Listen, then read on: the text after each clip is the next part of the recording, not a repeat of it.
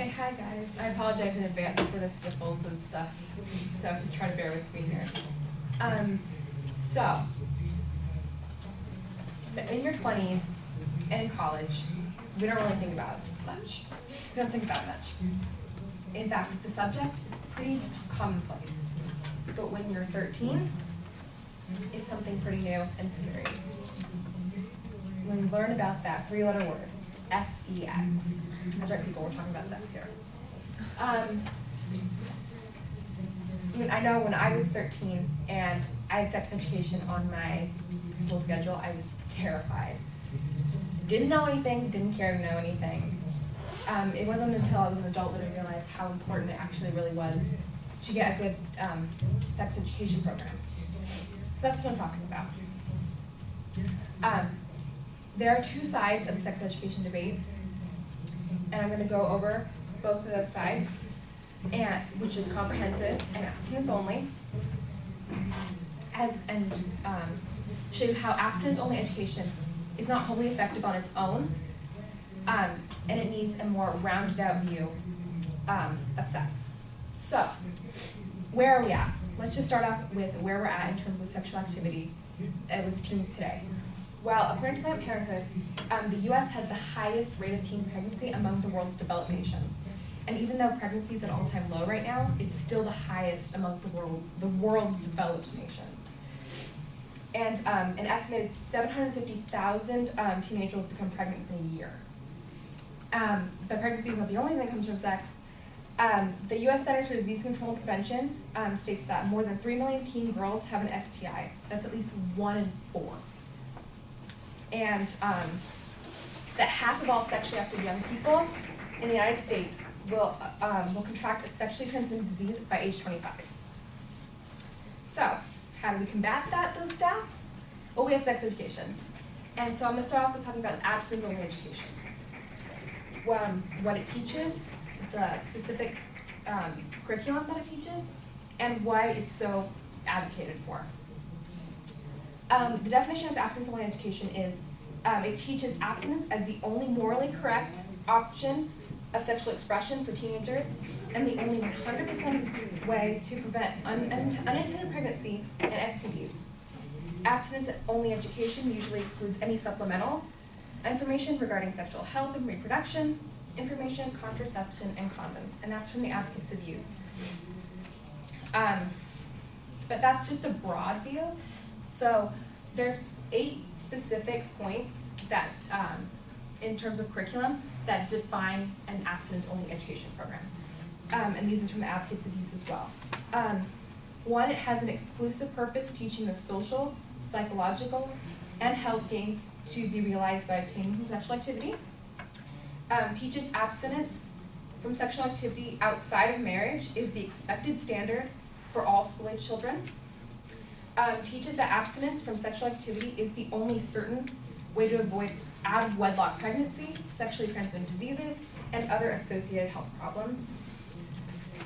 It teaches that a mutually faithful monogamous relationship is the only context for marriage, and it's the expected standard of sexual activity. Teaches that sexual activity outside the context of marriage is likely to result in psychological and harmful side effects. Teaches that bearing children out of wedlock is likely to have harmful consequences for the child's parent, and society. It teaches that young people how to reject sexual advances and how alcohol and drug use increases vulnerability to sexual advances. And lastly, it teaches the importance of attaining self-sufficiency before engaging in sexual activity.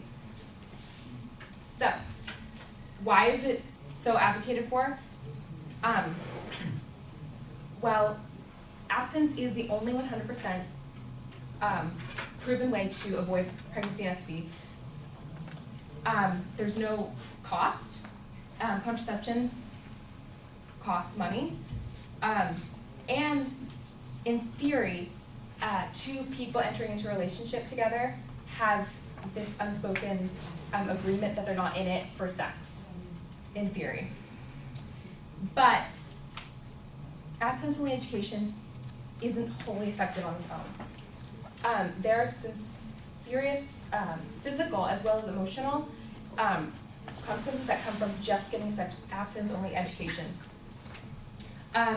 So the abstinence-only education usually omits information or it provides false information. And this is from the U.S. House of Representatives did a survey of abstinence-only education programs around the country. And some of the false curriculum that has come up has been that they understate the condom effectiveness, claiming that couples who use condoms to avoid pregnancy have a failure rate of 15%. The actual failure rate of condoms is 2 to 3%. State that 5 to 10% of women will never be pregnant after having a legal abortion, and for science has not yet seen any effect on fertility from having an abortion. Some curriculums state that from about the 6th to 10th day after contraception, the baby snuggles into the uterus, the soft nest of the lining of the mother's uterus. At 6 to 10 days, the fetus is a ball of 107 to 256 cells. And it summarizes that serious and pervasive problems with the accuracy of abstinence-only curriculum may help explain why these programs have been shown to protect adolescents from sexually transmitted diseases and why youth who pledge abstinence are significantly less likely to make informed choices about precautions when they do have sex. But there aren't just physical consequences. We all know that pregnancy and STDs can result from having sex, but there's some serious emotional consequences that come from only having an abstinence-only education. It teaches that sexual expression outside of marriage will have harmful and social, psychological, and physical consequences. It teaches that abstinence from sexual intercourse before marriage is the only acceptable behavior. It teaches that only one set of values is morally correct for students. And teaches that carrying the pregnancy to term and placing the baby for adoption is the only morally correct option for pregnant teens. A real-life example of this, of how abstinence-only education affects people, is Elizabeth Smart. If you guys remember Elizabeth Smart, she was in 2002. She was kidnapped for 9 months, and she was raped and repeatedly and forced into polygamous marriage. And last year in 2015, she did a seminar at Johns Hopkins University about sex trafficking, and she stated that abstinence-only education was a reason why that she didn't escape her captors. She said that she was told and she was taught in abstinence-only education that women who engage in premarital sex are like chewed pieces of gum that nobody wants to chew again. So what's the other alternative? If abstinence-only education has these consequences, comprehensive education, this is from the Advocates of Youth, teaches that abstinence is as the best method for avoiding STDs and unintended pregnancy, but also teaches that condoms and contraception. Students are given medically accurate, age-appropriate information about sex and their bodies. Comprehensive education addresses every aspect of sexual health and reproduction, including but not limited to sexual anatomy and physiology, interpersonal communication, skills, self-esteem, responsible decision-making, prenatal development, childbirth, and adoption. Comprehensive education makes sure that young people have accurate information and have all their options laid out, as well as not excluding anybody from their curriculum. It teaches that sexuality is a normal, healthy part of life. It includes LGBTQ community. Abstinence-only education tends to omit anything about sexuality.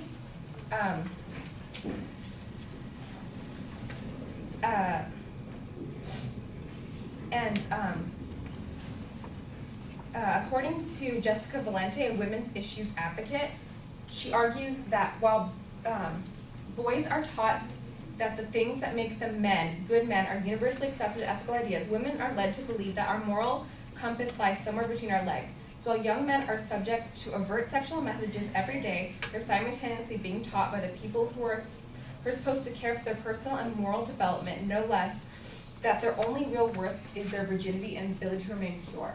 Abstinence-only education likes to provide a moral compass, whereas comprehensive education lets the teenagers decide for themselves what their morality is, and just gives them accurate information to be able to make that decision when the time comes. So when I know that some of you, that we've all gone through sex education, but I know some of you have younger brothers or sisters, or neighbors, or friends, or what have you, that have younger brothers and sisters, or maybe eventually having your own kids. They're going to have to go through sex education. Think about which path you want them to take. One that gives false information, likes to try and steer their moral compass into something that they may not be, or one that provides accurate, full, comprehensive sex education. Because when it comes to sex, ignorance isn't bliss, it's pregnant.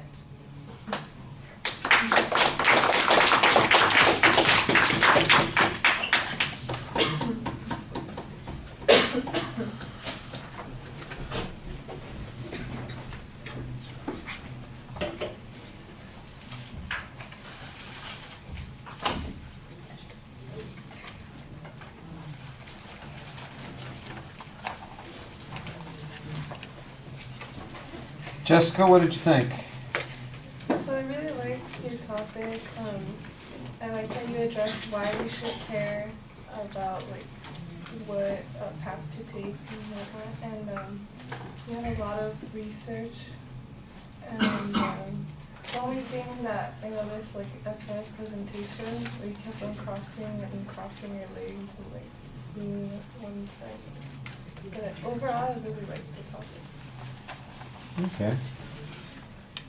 Yeah, I think the opening's a little bit awkward, but ultimately your topic is clear. The dispute between which is more effective is not really answered here. There's an argument that there's a difference in value systems between the two, and you basically come down on the side that the value system that is being advocated by abstinence only is problematic in some way. It felt like I got the same list of issues 2 or 3 times in the speech. There's a little bit of redundancy built in there, and it might make sense to kind of condense some of that. If you're going to do the criticism of those particular points, maybe do the criticism at the time you're introducing those subjects instead of introducing them, explaining them, then talking about the other program, then coming back to the ones that you've already introduced, and then repeating and making a criticism of them individually. That just felt, like I said, like it was redundant, like we'd already heard these things again, and here we are talking about it again. The source citations on some of the things I think need to be a little bit clear. There was some information, for instance, early on that cited Planned Parenthood, and then there's a criticism, there's also a House report that talked about some data, but there was also some suggestion in the last part that there is something wrong with the way that the abstinence-only process works, and it sounded very ambiguous as to what was going on there. The Elizabeth Smart quote sounds to me like it's something that's been taken out of context, and I'm not exactly sure that it's an addressing. Obviously she wasn't kidnapped because she went to abstinence only. There may have been some argument about whether or not she left earlier or was more likely to have been I don't want to say hypnotized, but socialized to accept the situation that she was in. I think that's kind of what the argument is about, and I think that that as a consequence of abstinence only is, like I said, a little bit of a stretch, but it sounds to me like it's an answer to a question or a comment that she made that is not so much being applied the way that it's being applied here. So if you're going to use it, you have to give it a little bit more explanation as to how it's being used. I didn't hear any data suggesting that the comprehensive systems are more effective at reducing all of the problems that are being talked about, and that doesn't seem like that's something that's hard to come by. I've heard lots of speeches like this, and I know that there's a lot of data out there that suggests that. And at the end, the quote that you have sounds more like it's about social criticism than it is about the program. When you talk about boys being indoctrinated in one way. That's a social issue. That's not what abstinence only seems to be talking about, because it seems like the value system that's being taught there would be equally applicable. I guess the suggestion is that people are creating their own moralities here, and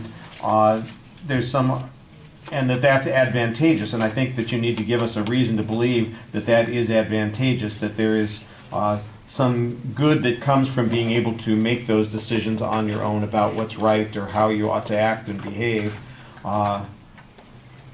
Because I think most of us would say, well, that wouldn't be appropriate, for instance, if you decided that stealing was okay, or that throwing a temper tantrum is okay when you're a kid, that kind of stuff. Say, you got to place limits, but the question is, what are those limits, and are they just limits or fair limits? Is there something right about them or something wrong about them? I think you needed a little bit more criticism of those. All right. And the leg crossing thing, that's going on.